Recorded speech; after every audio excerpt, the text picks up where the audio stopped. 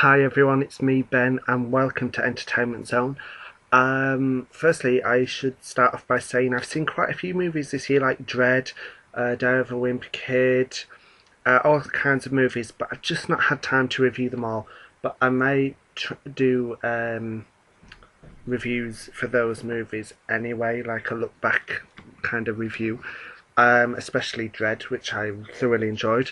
But anyway, I'm here to discuss Paranormal Activity 4 because usually I go in detail and analyse trailers and stuff and have discussions with you, and I've not really done that this year for two reasons. The first, I've been mega busy, as I've just said, so the time for YouTube has been a bit limited, but also I'm quietly excited for this movie, but I'm not feeling the hype that I felt for parts 2 or 3. Yeah, it's an odd one. Now, obviously, we've had a few trailers out now, and it shows us the new lead character, Alice, played by Catherine Newton, and she's talking to her friend Alex via Skype, telling him all about how weird things have started going on. And she's filming the activity at home, surprise, surprise. And it's all started after the new family across the street moved in, aka Robbie and his mother. Now, I think it's pretty safe to assume that Robbie is Hunter and his mother is Katie. Now, the trailer says all the activity led to this. Is this an indication this is going to be the last film in the series? No, I don't believe it is at all. I think it's merely saying that everything chronologically has gone up to this moment. The trailer didn't bring much new stuff. And I know people will say, oh, Paranormal Activity is just people filming paranormal activity in their homes. But from what we've seen from the trailer, chandeliers dropping, doors slamming, it is all stuff we've seen before. The only new thing that really kind of stands out is the Skype, which could be interesting. Now, I've heard VHS has used that too, and I'm yet to see VHS. But it'll be interesting to see how that works. I think that will be a good concept because you'll know what's coming behind Alice when she won't. So that could be good. And the other one is the Kinect, the Xbox Kinect, and what the motion sensor dots under night vision. I'm not too sure how effective that will play out. I've heard some people saying it's subliminal promotion for Microsoft and Xbox. I don't think that's the case. Henry Joost and Ariel Schulman are trying to keep it innovative, so I can understand why they've used it, because it is something different. Will it be as effective as FanCam from Part 3? No, I don't think it will. But then again, there's still a chance that we'll see something even more effective than FanCam here in Part 4. I'm excited because we're finally getting answers to Katie and Hunter.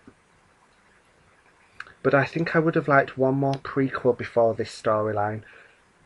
Following on from the events of Paranormal Activity 3, is the girl's mum really dead?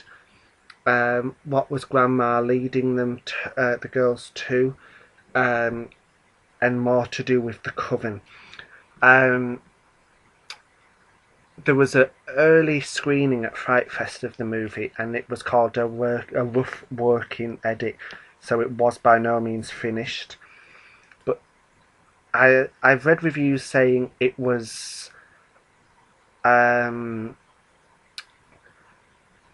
most violent of the 4, which I'm very thrilled about.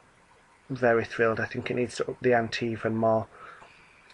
But I've heard that it doesn't explore the mythology too much, and if that is the case, then that will be disappointing, because they need to go more into the coven, I think, and Grandma. I think with this installment, what's also kind of hesitated me is, oh my god, we're going to a completely new family altogether. Which is kind of like, oh, okay, you're not dealing with it, even though we've got who is probably going to turn out to be Hunter and Katie as the new neighbours. Why would they start going after this new family? And that is kind of intriguing me, but I hope it works out properly. My theory on it is perhaps they want Alice or whoever, maybe they're waiting for Hunter to grow up and he will take Alice and create the demon spawn or something, I don't know. I just can't understand why Katie and Demon Toby and Hunter would go after this family. Or perhaps Alice's mum, who's seen in the trailer, or a relative, perhaps they are in the coven. I would be very disappointed if the coven is not explored more. So it'll be interesting. I am looking forward to it next week, but I'm quietly optimistic.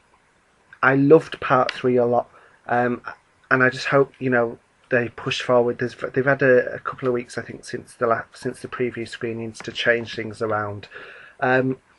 What would be amazing is if they do a Paranormal Activity 3 again and feature none of the footage in the trailer. And, even what was shown at Fright Fest could be very misleading to what the end result's going to be. Who knows? But yeah, it'll be interesting. And I've also heard that you should stay after the credits as they're going to give a teaser to the new Latino Paranormal Activity spin-off. Now, they've done a spin-off before. They did the official Japanese sequel, Tokyo Night, which I've yet to see because it's not been translated into good English subtitles. But apparently they're going to do a Latino spin-off in the English language. My thoughts are, is it going to feature Martine the maid, possibly, from Paranormal Activity 2? But apparently they are going to be teasing that after the credits. So we'll soon find out if that is true next week. So, yeah, that's my thoughts on Paranormal Activity 4. Not a big lot to say, to be honest. We haven't been given much at all. The film's out next week. I can't wait to see it. And yes, I will be reviewing it. So take care and see you soon.